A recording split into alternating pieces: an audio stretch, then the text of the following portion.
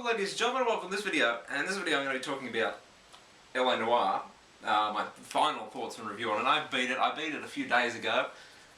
And I did a video on it, and I did my review and thoughts, and that's on the hard drive on this thing somewhere, but I didn't like it, so I'm going to do it again. So second take. Noire. Pretty good game. Now, because no one likes to talk good about a game, let's talk about the negatives first. Let's talk about the negatives. I think this game would have done a hell of a lot better if it didn't try and fool us into an open world setting. Even though we knew before release that it wasn't going to be open world such as your Grand Theft Autos or your Saints Rows. It was going to be open world in theory, but there really wouldn't be that much to do. If they just kept it linear, I think it would have done a hell of a lot better job. Instead of the whole Mafia 2 thing where we're going to trick you into thinking it's open world and then... But Mafia 2 fucking sucked anyway. But besides that, that sucks. The... kind of want to say the gameplay sucks, but that's... I do like the gameplay. I like the gameplay. I like the whole detective thing. I think they did it wrong. Because... But then, in seriousness, what can you do with a detective game? You know, there's clues everywhere, pick them up, find the case, find out who did it, and that's the end of it.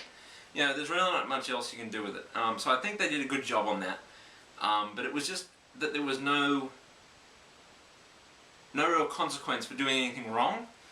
Like if you picked the wrong, if you were interviewing someone and picked all the wrong answers or all the wrong questions, you know, like the lie, truth, or doubt, you got all of them wrong, the story still progressed. Fair enough, you might not have known little specific parts, but the story, you would still get to the end of the game. Same with if you arrested the wrong person, if you charged the wrong person, or you did something wrong. I mean, you can fail the case, but that's it. You still move on to the next one, and it doesn't make sense. And it could, you know, game I like to compare this to is to Heavy Rain, because Heavy Rain's not known for its gameplay, it's known for its story, and its moviness. That is what this game is. It's an interactive movie. I'm going to say it, I don't care. That's what it is. And the interactivity parts aren't really that fun. They aren't. But the thing that I like about it is that it's a detective kind of game, and I do like that. I like the whole mystery aspect, the criminal aspect, the whole solving the case thing. I like that, but I can admit that the gameplay is crappy. It sucks, to be honest. It's not good. But that's not why you would play or buy this game. Because you would buy this game if you wanted the story, or the moviness, or the cutscenes, or the amount of work that's gone into the game. Because it's a colossal amount of work. The story is good. I like the story, but I hate the storytelling. I think the storytelling is pretty weak, but the overall story is pretty good. People say the ending is really bad. I'm not going to spoil it, but the ending, to me, I thought was really good. I did enjoy it. I hated it when it was happening. I hated it. I thinking, no. And then it happened. I thought, no, that was a pretty good ending. It seemed rushed. That's a problem. It seemed really rushed. The ending. Really rushed. But I liked the ending. What else can you say about it? The technology, the faces and the voices is amazing, especially because some of the voices were done by Australian actors, which is pretty cool. Like the big guy in the game, the main bad guy, the one that's doing all the housing developments, he's an Australian guy. You wouldn't tell. I mean, some of them did the accents perfectly. You know, thumbs up, Team Bondi. Again, to quote Marcus, who is a fanatical genius, as I'm sure he'll remind us in the comments if he watches this. You know, this is LA, this is Rockstar, this is Team Bondi's first game. Besides the Getaway, that doesn't really count, forget that shit. This is their first real game. So you can't, for a first try, it's fucking amazing.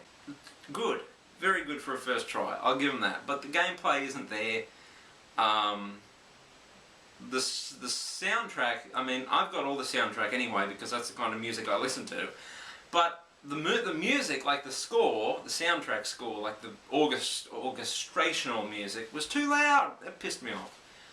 But I like the game. I do like the game because I'm mature enough and I can realise that you buy this game for the story and for the detectiveness. You don't buy the game for the gameplay and the killing and the guns and all that kind of stuff. But overall the game is too easy. There's no consequence for doing anything wrong except shooting a civilian, that's about it, and in which case the game just restarts, or the case restarts, or the checkpoint restarts. There's no penalty for dying either. You know, it's just those kind of little things. But I think it's a good game, and I think that if you can appreciate storytelling, you know, a new kind of way to look at video games, then this is it. This and Heavy Rain. If you liked Heavy Rain, you'll probably like this game. But Heavy Rain did this better. But the problem is, besides the technology behind it, you know, every aspect of this game, besides the detectiveness and the facial stuff, is all but well done better in other games. So it doesn't stand out if it didn't have those two things. But I like this game. It is pretty cool. So again, if you want to go and buy it, you've already bought it by now. But I'll recommend it to those mature enough and can appreciate story and a different way to play games. So until next time, ladies and gentlemen, I'm out. Have a good one. Rate, comment, subscribe.